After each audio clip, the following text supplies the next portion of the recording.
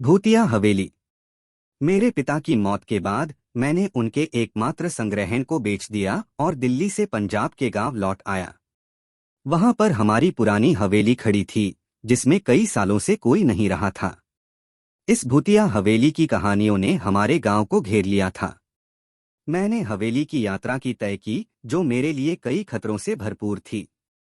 जब मैं पहुंचा तो वो सभी कुछ अच्छा अच्छा था, जैसे कि हवेली का महसूस हो रहा था कि वह अपने नए मालिक का स्वागत कर रही है। लेकिन जैसे ही रात आई, वहां कुछ अजीब घटनाएं शुरू हो गईं। पहली रात को जब मैं सो रहा था, मैंने सुना कि कोई अदृश्य बातें बोल रहा है। धीरे धीरे बढ़ते हुए कदमों की आवाज से मेरी नींद टूट गई और मैंने देखा कि हवेली के कोने में एक अदृश्य आत्मा खड़ी है। उसके चेहरे पर हानि का भयंकर रूप था और वह बर्बर गरज रही थी। मैं अपने बिस्तर से उठा और उस दिशा की ओर दौड़ा, लेकिन जब मेरी लाइट पहुंची उस जगह पर, वो आत्मा गायब हो गई।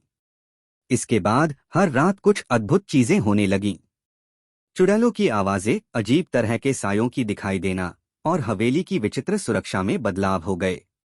मेरे गांव वाले कहते थे कि हवेली में कुछ बड़ा रहस्य है, जिसके कारण वहां कुछ अजीब घटनाएं हो रही हैं।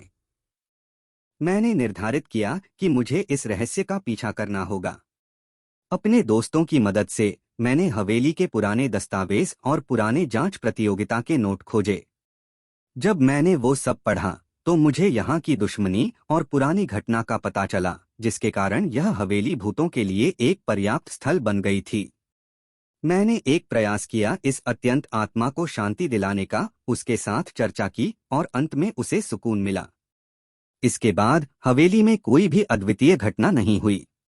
यह कहानी हमें यह सिखाती है कि हमें पूर्वजों की ईमानदारी से सम्मान करना चाहिए और किसी भी पुराने घर को उनकी यादों का सच्चा मूल्य देना चाहिए।